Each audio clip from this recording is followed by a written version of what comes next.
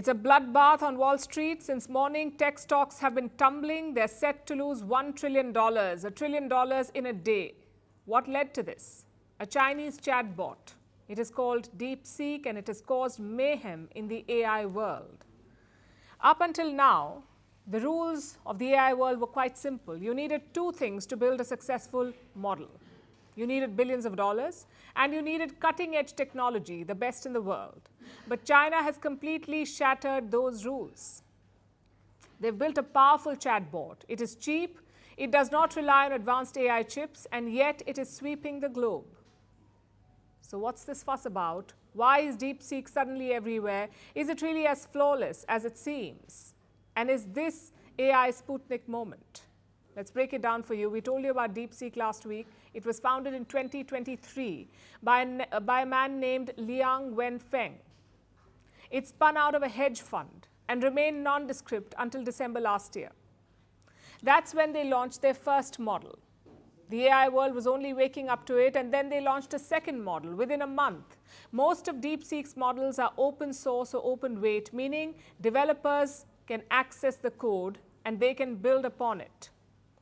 Which brings us to the question, how good is DeepSeek? Well, as good as any of its rivals, on par with the likes of OpenAI's ChatGPT and Google's Gemini. More importantly, it is free. That's a solid USP. It seems to have appealed to the masses, making DeepSeek the top-rated application in the Apple App Store in 3 countries, the United States, the UK, and China. DeepSeek is the top app. That should say something about how good it is. But that's not what the fuss is about, really. It's about cost efficiency. DeepSeek was trained for around $6 million. It may sound like a lot, but in the world of AI, it's peanuts. Tech giants use far more money to build such applications. Take Meta, for example. Meta uses upwards of $60 million to train its AI model Llama. That's what makes DeepSeek stand out. It is cheap. Also, it does not use advanced chips. And that's another reason for this hype. You see, for the longest time, the US had the edge in the AI race. Washington tried to keep that lead. So it sanctioned China. It slapped tariffs on Chinese companies. It limited their access to technology. And all of this had only one goal, to keep China lagging behind. If they did not have the best technology, they wouldn't be able to make the best chatbots. That was the assumption. But China has smashed it. Look at this data. From 2003 to 2007, China led in 3 out of 64 technologies, just 3. But now China leads in 57 out of 64 technologies. What about the United States? From 2003 to 2007, the US led in 60 out of 64 technologies, but today it leads in only 7. So Washington is left eating humble pie. Since morning, Wall Street tech stocks are down, the likes of Nvidia, Microsoft, and Meta. This is the DeepSeek effect. It has clearly rattled the markets. When they opened, AI darling Nvidia was down by 12.5%. It is staring at a loss of $465 billion. Broadcom was down by 14%. AMD was down by 4.7%. Microsoft by 4.4%, Google down by 3.2%, and NASDAQ was down by 3.6%. S&P 500 fell 2.3%. So clearly the stocks went tumbling. Like I said before, tech shares are on track for a $1 trillion drop, all because of a Chinese chatbot.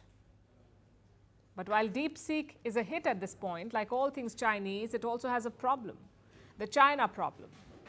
Ask it anything about Beijing and Xi Jinping, and the chatbot tries to self-censor. In fact, we tried a bunch of questions. Questions like, who is Xi Jinping? Is Xi Jinping a good leader? Who is China's president? These are the questions we asked. Does China curb human rights? And every time the response was the same. I'm quoting, sorry, this is beyond my current scope. Well, you would have to concede that's one committed chatbot. If it perseveres, it could join the Communist Party of China. But jokes aside, this does raise some problems. AI's inherent limitations, especially when it is controlled by one country's agenda. The US is building its own chatbots. The goal is to maintain tech hegemony. These bots are also said to carry America's political biases.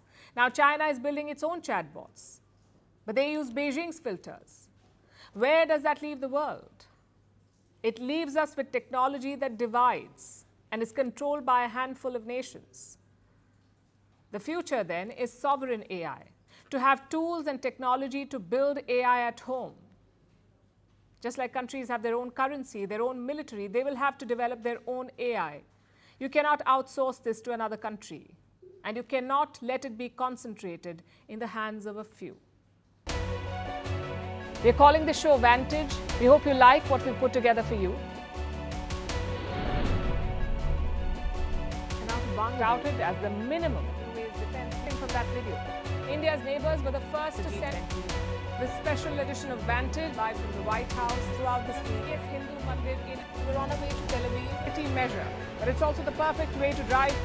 I don't think that Prime Minister of Bhutan, Sherin Tagwe. Welcome to 60% of the world's office. Prime Minister Modi did the iron. We were actually How are you doing? How do you like? It's been 1 year since that meeting. Iron bars separate you from the outside. Out the vote effort. Trump had, it says, and at $4.3 trillion. 300 billion by 2030. That's what we need to tackle climate change.